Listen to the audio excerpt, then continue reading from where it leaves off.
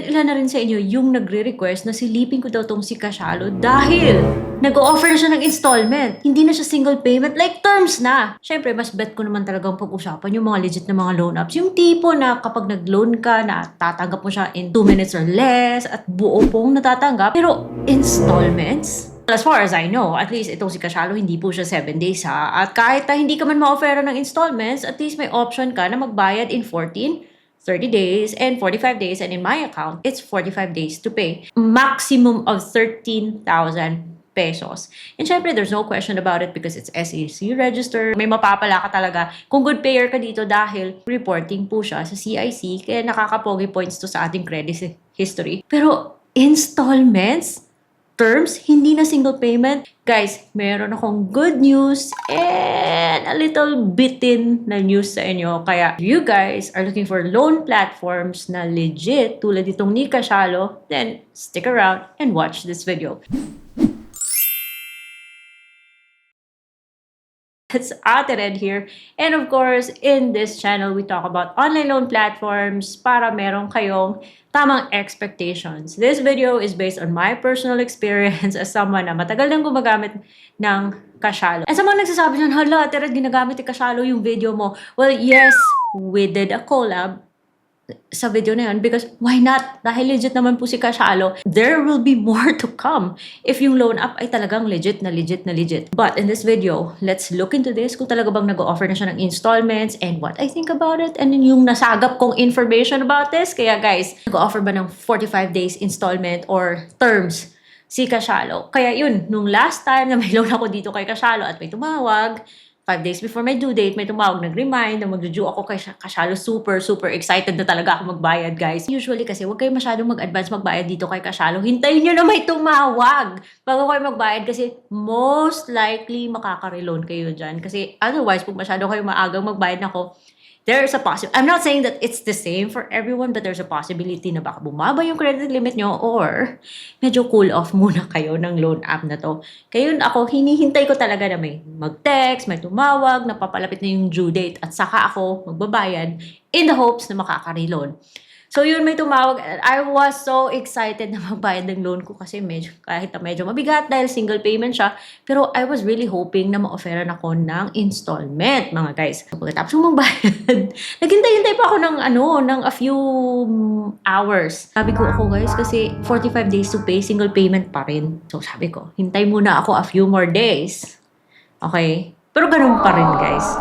So, because I needed some funds and alam ko matatanggap ko siya in less than 2 minutes, nag-loan ulit ako kay Kashalo, approved with just a few steps. Of course, mag-agree ka sa mga stipulations sa loan disclosure, sa kanyang insurance. And don't worry guys, kasi itong si Kashalo, though, nag-charge po siya ng interest na daily, and then meron pa siyang service charge, meron pa siyang pa-insurance, pero yung 30 days na yan, pasok po siya sa cap ni BSP. Ewan ko lang sa April 1, no? Baka yung 15% per month niya, bababa to 12% kasi mapapatupad si SEC ng cap on interest. Anyways, subaybayan natin yan. So, napautang ako at kaagad ko siyang natanggap in less than 2 minutes sa aking Maya. So, baka next time installment na siya because right now it's still 45 days to pay single payment. Kaya example, yung babayaran niyo yung 45 days, i-divide niyo into 3. I-save niyo muna sa platforms like Maribank or Maya where nag-earn siya ng daily interest bago niyo ibayad yung loan na yan. That's just me. Okay? Para hindi kayo hindi masyado masakit, pag dumating na talaga yung due date yung 45 days. So, dahil yung sa account ko is single payment pa rin ng 45 days, I personally asked Kashalo and I said, taray ako guys, bakit hindi installment yung sa akin? Joke lang. Siyempre naman, mait-maitan si Ate Red, tayong may kailangan eh. Sabi ko, is it true na nag-offer na ng installment si Kashalo at hindi na siya single payment? Well, the good news is, there are those na talaga namang na-o-offeran ng installment. Palakpakan naman dyan! But the not so good news, but it's not entirely bad news, is that it's on its very early stages or beta pa lang. Parang there's no specific category kung sino mong offeran, hindi naman, regardless of whether you're a very good payer or matagal ka nang may Kashalo, pero it's more of like testing testing stage pa lang sila dito sa bagong quote-unquote feature na to. Kung hindi ka man nagkaroon ng installment offer right now, but at least this is something to look forward to. Pero basta ngayon nasa beta stage pa. So, it is true, guys, ha? Like sabi ko, but 45 days pa rin ako. Single. Hindi, talaga. Honestly, syempre, dapat mabait tayo, guys. Para naman magkaroon tayo ng good relationship with platforms na mauutangan natin. So, yun. Good news is that they are indeed offering installment terms sa certain accounts, but it's more of like a beta stage pa lang siya. So, hindi pa established talaga kung sino yung ma-offeran, kung ganito. Kaya wag muna kayo magtampo-tampo kung wala kayong ganyan. Parehas tayo, char. Pero at least it is something to look forward to. At least alam natin that the company is making improvements, listening to the things that we are, saying, such as, pwede bang installment, yung ganon. So, yun. And one more thing, I know may mga magsasabi sa inyo na good payer, na re-reject, yung ganon. Well, in my experience, guys, ito lang talaga yung masasabi ko para iwas reject, ha.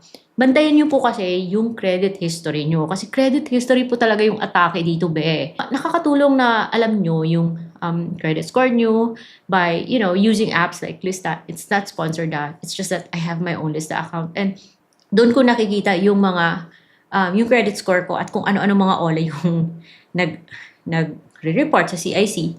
So, alagaan na lang po natin yung credit score and make sure po na hindi po tambak yung mga OLA na ginagamit natin. Schedule natin yan kasi kung lahat ng OLA minax out natin, ubos lahat ng credit limit at parang tapal tayo ng tapal, dun tayo most likely nare-reject or kinu-cool off muna ng isang loan app. And it's for our own good na rin. Hindi po enough yung pagiging good payer sa isang app na yan.